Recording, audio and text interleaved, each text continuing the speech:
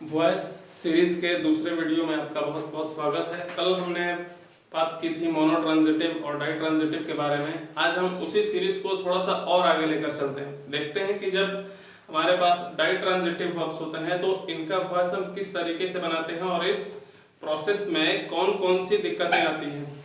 देखते हैं। हमने एक एग्जाम्पल लिखा,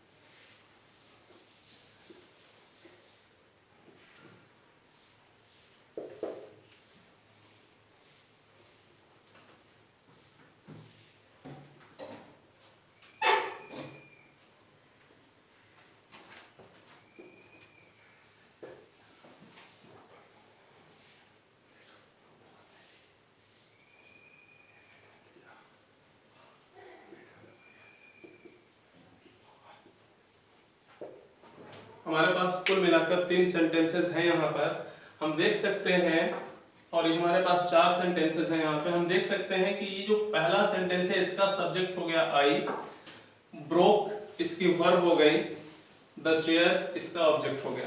अब हम देख पा रहे हैं कि ये जो ब्रोक है ये हमारी हो गई ट्रांजिटिव वर्ब। इसके बाद आने वाले ऑब्जेक्ट की संख्या तो एक ही है, इस वजह से इसको हम कंसिडर करेंगे मोनो ट्रांजिटिव। मोनो ट्रांजिटिव का मतलब ये है कि इसके बाद आने वाला ऑब्जेक्ट जो है वो सिंगल ही होगा। हम देख भी सकते हैं कि इसके बाद सिंगल ऑब्जेक्ट आया भी है, लेकिन इसी के विपरीत अगर बात करें इन तीनों सेंटेंसेस की, तो हम देख पाएंगे कि यहाँ पे इन तीनों सेंटेंसेस में आने वाले ऑब्जेक्ट की संख्या 2 है। गेव हो गई हमारी ट्रांजिटिव वर्ब, मी पहला ऑब्जेक्ट, ए चेयर दूसरा ऑब्जेक्ट, आस्क्ड हो गई हमारी ट्रांजिटिव वर्ब, मी पहला ऑब्जेक्ट, ए क्वेश्चन दूसरा ऑब्जेक्ट। उसी तरह से बॉट हो गई हमारी ट्रांजिटिव वर्ब, हिम पहला ऑब्जेक्ट और ए कार दूसरा ऑब्जेक्ट। अब हमें ये देखना पड़ेगा यहाँ ऑब्जेक्ट के सिलसिले में कि ऑब्जेक्ट भी हमारे पास 2 तरह के हैं। एक होती है डायरेक्ट, एक होती है इनडायरेक्ट। हमारे पास 2 ऑब्जेक्ट्स होते हैं, एक होता है डायरेक्ट ऑब्जेक्ट, एक होता है इनडायरेक्ट ऑब्जेक्ट। अक्सर ये देखा जाता है कि वैसे ऑब्जेक्ट्स जो व्हाट के रिप्लाई में आते हैं, वैसे ऑब्जेक्ट्स जो व्हाट के रिप्लाई में आते हैं इन्हें हम लोग मानते हैं डायरेक्ट ऑब्जेक्ट, लेकिन वैसे ऑब्जेक्ट जो होम के रिप्लाई में आते हैं इनको हम कंसीडर करते हैं इनडायरेक्ट ऑब्जेक्ट। अब इस चीज को हम अप्लाई कर सकते हैं यहाँ पर। he gave there will be a question what, क्या दिया गया है, जवाब है a chair। इसका मतलब ये हो जाएगा डायरेक्ट ऑब्जेक्ट। दूसरी तरफ whom, चेयर तो दिया गया है लेकिन किसको चेयर दिया गया, जवाब है मी को, तो ये हो जाएगा आपका इनडायरेक्ट ऑब्जेक्ट। उसी तरह यहां से she asked, उसने पूछा, जरूर उसने कुछ पूछा होगा, जवाब क्या है क्वेश्चन पूछा। क्या के रिप्लाई में आया है क्वेश्चन, इसका मतलब ये हो जाएगा हमारा डायरेक्ट ऑब्जेक्ट। और सवाल पूछा गया, लेकिन किससे सवाल पूछा गया, मी से सवाल पूछा गया। अब ये आ गया होम के रिप्लाई में, इसलिए ये हो जाएगा क्या इनडायरेक्ट ऑब्जेक्ट। कुल मिलाकर अब तक जो बात समझ में आई है वो ये है कि दिए गए ये 3 वर्ब्स डाई ट्रांजिटिव हैं और इसलिए इनके बाद डबल ऑब्जेक्ट आया हुआ है। अब चूंकि हमारे पास ऑब्जेक्ट की संख्या डबल है, इसलिए इनका जब हम पैसिव बनाने की कोशिश करेंगे तो भी हमें 2 तरीके अपनाने पड़ेंगे। एक तरीका अपनाना पड़ेगा इस ऑब्जेक्ट के लिए, दूसरा तरीका अपनाना पड़ेगा इस ऑब्जेक्ट के लिए। हम बारी बारी देखते हैं कि क्या प्रोसेस है इन तीनों सेंटेंसेस को पैसिव वॉइस में चेंज करने का। आइए शुरू करते हैं।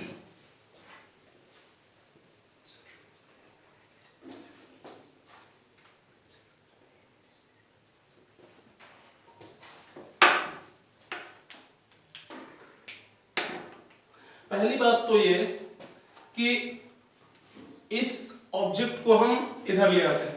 आपको भी पता है कि गेव वर्ब के बाद अगर आया हुआ है ये तो ऑब्जेक्ट है, तो वॉइस बनाने का ये रूल है कि जो ऑब्जेक्ट होते हैं इसको हम लोग ले आते हैं पहले, तो मी को जब हम एज ए सब्जेक्ट इधर कंसीडर करेंगे तो मी को आई में चेंज करना होगा। ये बात यहां तक आपको समझ में आ रही होगी। अब हम देख रहे हैं कि यहाँ पे है गेव V2। अगर V2 हमारे पास है तो इसका मतलब ये हुआ कि वाज वर्ब के साथ हमें V3 देना होगा। तो हम समझते हैं कि I के साथ आपको देना पड़ेगा वाज, और गेव का जो थर्ड फॉर्म होता है वो हो जाता है गिवन। I was given। अब ध्यान से समझिए, ही के बदले में I, गेव बदल गया was given में, मी को आपने I के रूप में यहां शुरुआत में रखा हुआ है। अब लास्ट में बचा क्या? a chair। इसको हूबहू आप रख सकते हैं ऐसे। टोटल हुआ क्या इसका? I was given a chair। जैसा कि आप भी समझते हैं, लास्ट में हम इसी सब्जेक्ट को ले जाकर बाई फ्रेज के रूप में रखते हैं, बाई हिम। ये तो हो गया पहला तरीका। अब मैंने अभी अभी आपको कहा था कि चूंकि ऑब्जेक्ट यहां दो हैं, एक ऑब्जेक्ट ये है, एक ऑब्जेक्ट ये है। अभी हमने इस ऑब्जेक्ट को बाहर निकाल के वॉइस बनाया था।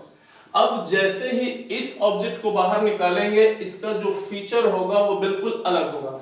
अभी देखिए क्या इसका प्रोसेस है। अब देखिए, ए चेयर को हमें निकालना होगा शुरुआत में। चलिए ले आते हैं ए चेयर। अब इस सब्जेक्ट को रिप्लेस करना है इससे, इसको हमने ला के रख दिया यहां पे ए चेयर। अब फिर से हम देख रहे हैं कि गेव है पास्ट इंडेफिनिट, वाज वर्ब के साथ V3 आपको रखना होगा। ए चेयर वाज गिवन। एक बार फिर से ए चेयर वाज गिवन। अब हम देख रहे हैं कि ही के बदले में तो ए चेयर आ गया, गेव को हमने वाज गिवन में चेंज कर लिया। अब बचा क्या? मी। आपको भी पता है कि मी यहां पे इनडायरेक्ट ऑब्जेक्ट है। ऐसे में होता क्या है कि जैसे ही डायरेक्ट ऑब्जेक्ट को बाहर निकालिएगा, अब जो इनडायरेक्ट ऑब्जेक्ट बचेगा, इसके पहले हमें टू या फॉर की जरूरत पड़ेगी। अब हमें कैसे पता चलेगा कि यहां टू रखा जाए, यहां फॉर रखा जाए? बात एकदम सिंपल सी है। अब देखिए, अगर चेयर देने का काम हुआ है तो जाहिर है हम चेयर अगर किसी को दे रहे हैं तो उसका रिसीवर सामने मौजूद होगा। आपको भी पता है कि जो रिसीवर होता है उसी के लिए हम टू का यूज करते हैं, जो सामने हमारे रिसीवर नहीं होगा उसके लिए हम फॉर का इस्तेमाल करेंगे। यहां इस सेंटेंस से एक बात तो क्लियर है कि ही गेव ए चेयर, उसने कुर्सी दी है मुझे, तो इसका मतलब मैं सामने मौजूद था इसलिए मुझे कुर्सी दी गई है। इसलिए यहां कुर्सी को प्राप्त करने वाला मी है, रिसीवर यहां चेयर का है, इसके पहले हमें रखना पड़ेगा to me. A chair was given to me. जैसा कि आप समझ भी रहे हैं, ही को लास्ट में ले जाकर बाय हिम में चेंज करना होगा। ये हो गए आपके दोनों तरीके। अब इसी चीज को हम यहां रिप्लाई कर सकते हैं इस सेंटेंस में भी। देखिए, यहां पहले हम इसी को ले आते हैं बाहर, मी को जैसे ही इधर ले आएंगे, अब ये बदल जाएगा आई में। आस्क्ड V2 फिर से, अब इसके लिए वाज के साथ V3 देना पड़ेगा। आई वाज आस्क्ड, शी के साथ आई, आस्क्ड को बदला गया वाज आस्क्ड में। मी जो है इसको आप चेंज करके आई में यहां बदल लिए। अब बचा क्या? एक क्वेश्चन। आप ध्यान रखेंगे कि जब डायरेक्ट ऑब्जेक्ट को हमें रखना पड़ेगा यहां, तो इसके पहले हमें किसी भी प्रीपोजिशन की जरूरत नहीं पड़ेगी, इसलिए इसको हम ले आके यहां ऐसे ए क्वेश्चन रखेंगे। अब शी यहां सब्जेक्ट के रूप में है, बाई के साथ ले जाकर इसको बाई हर करेंगे। ये बात तो हो गई यहां पे। अब यहां देखिए, अब इस मी इनडायरेक्ट ऑब्जेक्ट को हम बाहर लेके आना चाहते हैं। अब होगा क्या? सॉरी, इसको तो हम यहां लेके चले आए, अब एक क्वेश्चन को हम यहां ले आएंगे। याद रखिएगा फिर से, यहां एक क्वेश्चन डायरेक्ट ऑब्जेक्ट है, इसको हम यहां ले आएंगे। अब होगा क्या? ए क्वेश्चन। अब आस्क्ड यहां है तो एक बार फिर से हमें वाज आस्क्ड रखना पड़ेगा। ए क्वेश्चन वाज आस्क्ड। अब देखिए, अगर सवाल पूछा गया है तो जाहिर है सामने कोई मौजूद रहा होगा तभी उससे हम सवाल पूछ सकते हैं। इसका मतलब क्वेश्चन का रिसीवर यहां भी मौजूद है, इसलिए मी के साथ एक बार फिर से हमें टू रखना ही पड़ेगा। आस्क्ड टू मी बाई, अब शी को ले आके लास्ट में और में आप चेंज करेंगे। मुझे लगता है कि अब टू और फॉर का जो कॉन्सेप्ट है आप ये चीज समझ रहे होंगे। टू के बारे में तो आप अच्छे से समझ गए होंगे कि टू का यूज यहाँ क्यों किया जा रहा है इनडायरेक्ट ऑब्जेक्ट के पहले। इसी सिलसिले को आगे बढ़ाते हुए हम आपको ये बताते हैं कि ये फॉर जो है इसका प्रयोग हम किन परिस्थितियों में करेंगे वो इस सेंटेंस से समझ में आएगा। जरा ध्यान से समझिएगा।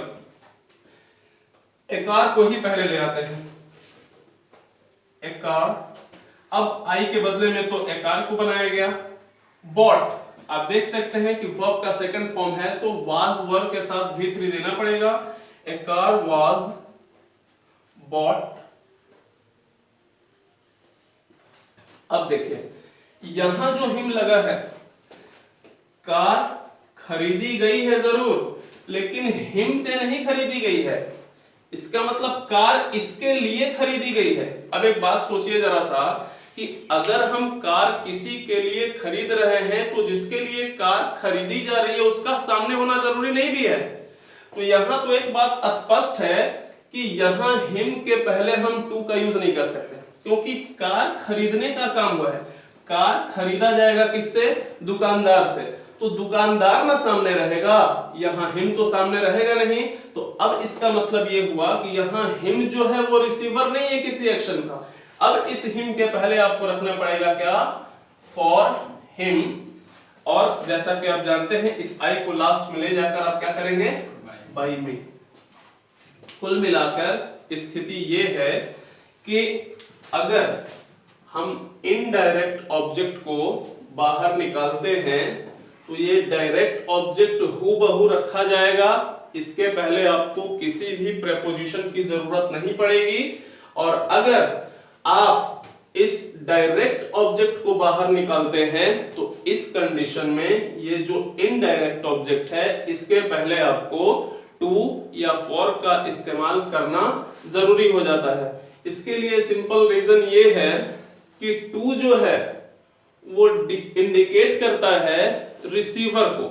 जहां जिससे आप जुड़ते हैं उसकी प्रेपोजिशन टू होती है, लेकिन जिसके लिए आप कोई काम करते हैं उसकी प्रेपोजिशन फॉर होती है। यहां पे चेयर दी गई है तो सामने कोई मौजूद रहा होगा, टू लगा। यहां आप क्वेश्चन पूछ रहे हैं तो सामने कोई मौजूद रहा होगा, टू लगा। लेकिन यहाँ पे जो आपने कार खरीदने का काम किया है, कार खरीदने के पीछे आपके दिमाग में जरूर रहा होगा कि हम किसके लिए कार खरीदे, इसीलिए यहाँ पे आपको फॉर रखना पड़ा। टू यहाँ रखा जाता तो निश्चित रूप से ये सेंटेंसेस गलत हो गए होते। ठीक है, तो ये एक छोटा सा कॉन्सेप्ट था आज जिसको हमने डिस्कस किया। अब बाकी जो चीजें हैं, अब जो वॉइस का लेवल होगा वो बहुत ही हायर स्टैंडर्ड का होगा। मैं समझता हूं कि कल से जो वीडियोस अपलोड किए जाएंगे उसका लेवल जो है जबरदस्त होगा। आप हमारे साथ बने रहिए, वीडियो को शेयर कीजिए, लाइक कीजिए और अगर हो पाए तो चैनल को सब्सक्राइब कीजिए। Thank you.